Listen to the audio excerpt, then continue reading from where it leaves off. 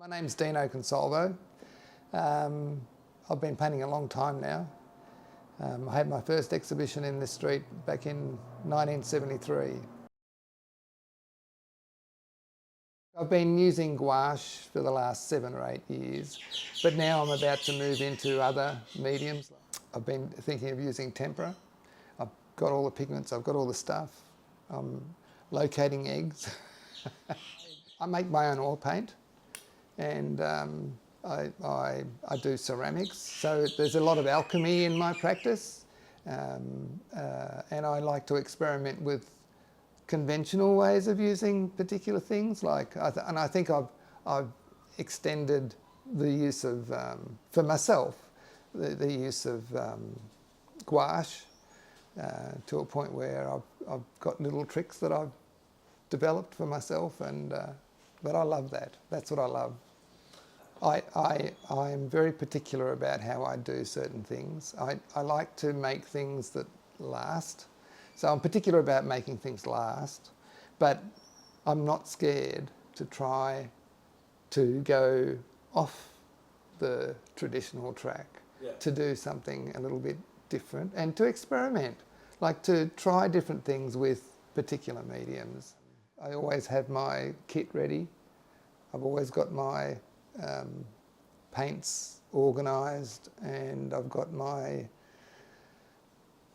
boards. I've got heaps of boards. I never skimp on buying paint. I've always got a stack of paint, you know, because I remember my art school days when I had hardly any money, and when you're skimping on paint, you can't paint well. You just can't. There's no way you can do it.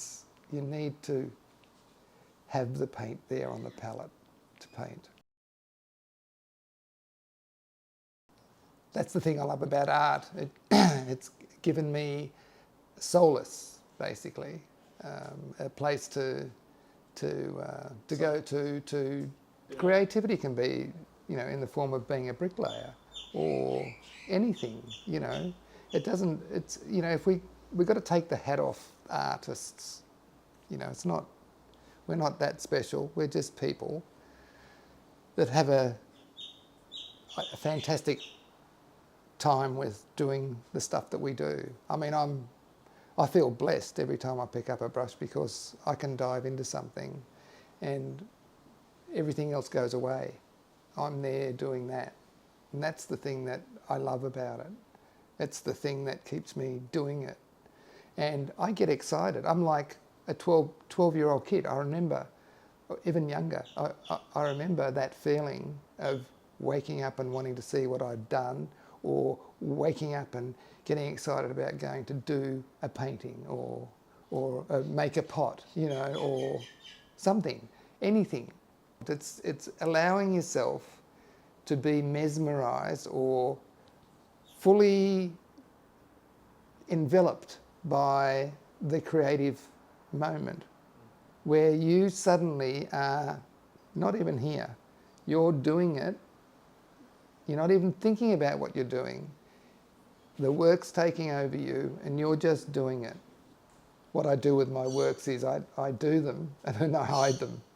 I know not to come back to the studio and put them on the wall or the easel.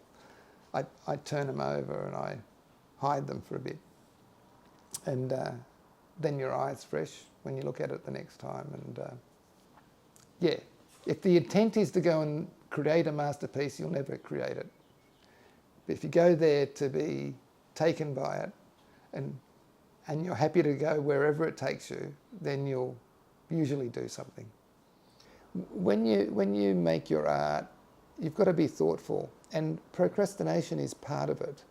You know, if you don't stop and look and think, and that's not saying don't take the thinking the wrong way. I'm not talking about, it's not a mathematical problem that there is one answer to.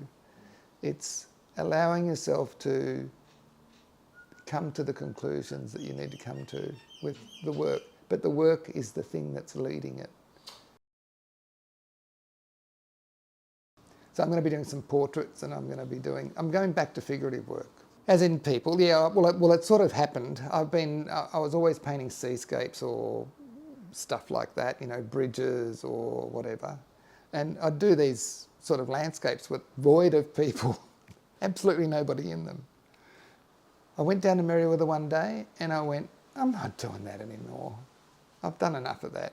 And I needed something else. And you know, I just needed something else. And I started painting people at the baths. And there's so much going on there. There's so many moods you can tap into, and it's quite an interesting thing. And I think I can take that further and further. But I'm also now interested in doing works about life in general around me, the more personal side of life.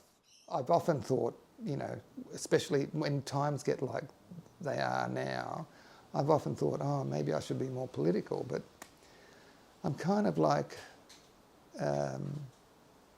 disappointed in the world a bit, but I'm still happy with parts of humanity. I'm hoping that we're still good enough for other things in life, and I want to be positive about it. I love living, I love people, I love my partner, and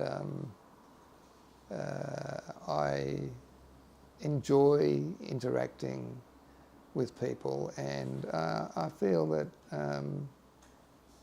I started out painting people. It's one of those things. It's always been an interest. I paint for myself. I'm pretty selfish that way. I do it because I have a need to do it. It gives me that escape. I've always used painting as an escape. Straitjacket just evolved out of a few things. Well, I met my partner Anne Wells, who doing, you know, getting people involved in the gallery, and not only her gallery. She was like taking people to other galleries. She started independent galleries in Newcastle, and she'd take them with a tram. She'd take them on a tour from one gallery to the other, and she was just wanted to make this community. You know, I loved it. I loved helping her with that, and I had this building. I bought this building in 2016, and I thought it was going to be a great studio. I was going to have all this ground floor space as a studio, and I thought, oh well, I'll have a viewing room in the front up there, you know, and but I just, you know, I got here, and I remembered my exhibition in the same street that I did that long ago, and I was looking at what Arne was doing, because Arne still had the gallery running at 139 in Beaumont Street, and it just made sense to do this. It made sense to do it, and I love doing it. It's another thing that I love doing. I love that interacting with the artists, and I love the interacting with the people, and I love watching people watch art, look at art, and I think that's really, yeah, it's great.